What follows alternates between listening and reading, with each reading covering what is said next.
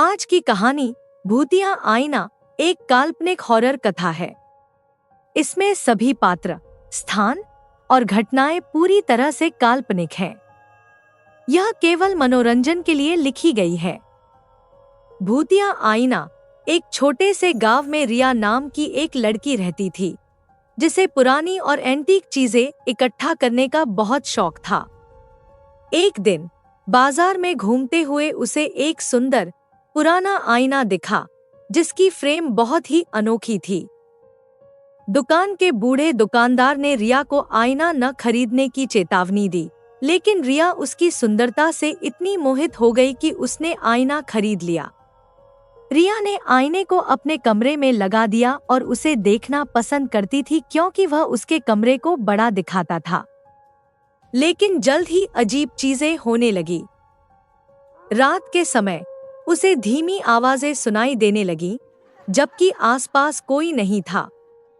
कमरे में चीजें अपनी जगह से हिलने लगी और कभी-कभी आईने में उसकी परछाई तब मुस्कुराती दिखती, जब वह खुद नहीं मुस्कुरा रही होती।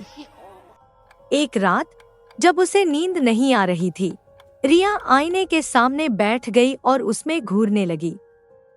अचानक उसने देखा कि उसकी परछाई धीरे-धीरे आईने से बाहर निकलने लगी।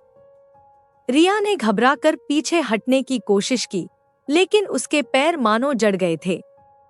उसकी परछाई ने एक अजीब और डरावनी मुस्कान के साथ उसकी ओर देखा। तुम्हें मुझे यहाँ बुलाना था, परछाई ने धीमी और खौफनाक आवाज में कहा।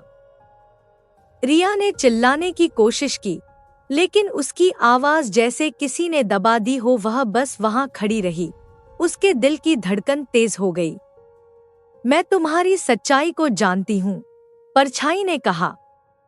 तुम्हें मुझे अपने जीवन में शामिल करना होगा।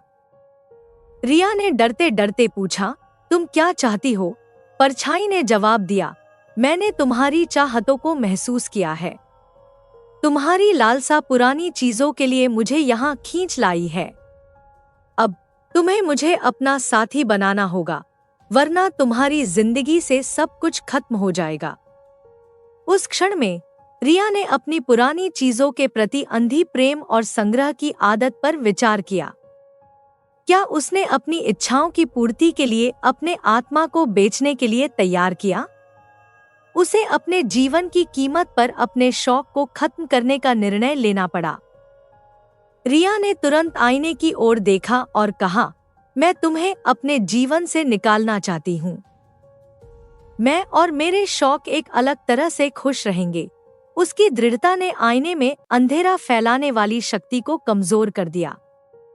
परछाई ने एक खौफनाक चीख मारी और धीरे धीरे आईने के भीतर समा गई।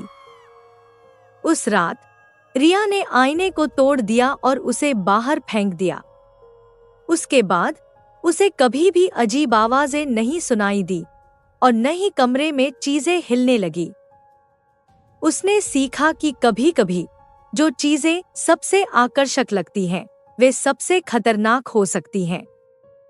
उस दिन के बाद से रिया ने अपने शौक को नया दिशा दिया। उसने पुराने और एंटीक सामान को न केवल इकट्ठा करना शुरू किया, बल्कि उनकी कहानी भी जानने लगी। उसने समझा कि सच में मूल्यवान चीजें वो होती हैं जो हमें खुशियां देती हैं, न कि वो जो हमें डराती हैं।